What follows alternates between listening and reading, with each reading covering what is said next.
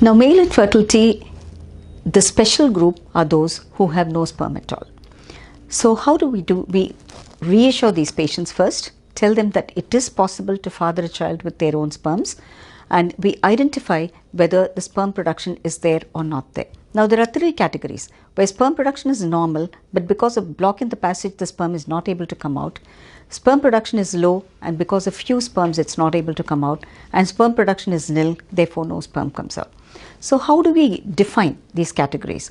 We do a hormone test called FSH, follicular stimulating hormone. If the value, the normal value is less than 10, if the value is more than 10, then as the value increases, the number of sperms decrease. So a value up to 30, 35 is okay. You can still find a few sperms. But if the value goes above 35, it's very difficult to find sperms.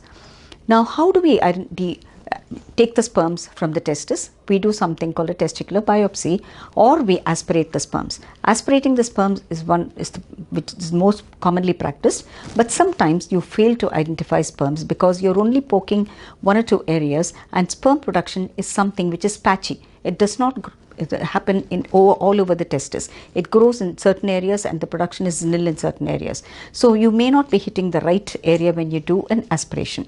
So we do something called a biopsy, where we take a chunk of tissue, a small chunk, not a big chunk, and we check under the microscope whether there are sperms.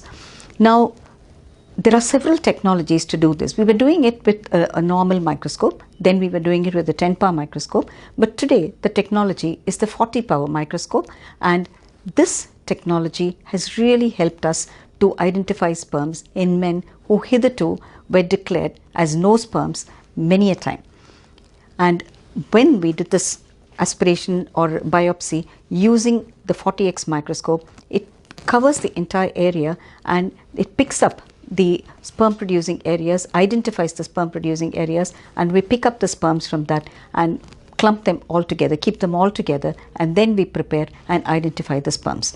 So this has helped greatly, and men who had 70% of men who hitherto had no sperms in their previous biopsies, we were able to identify sperms. Many of their wives have delivered and many are ongoing. So this is a real breakthrough in the management of azoospermic men.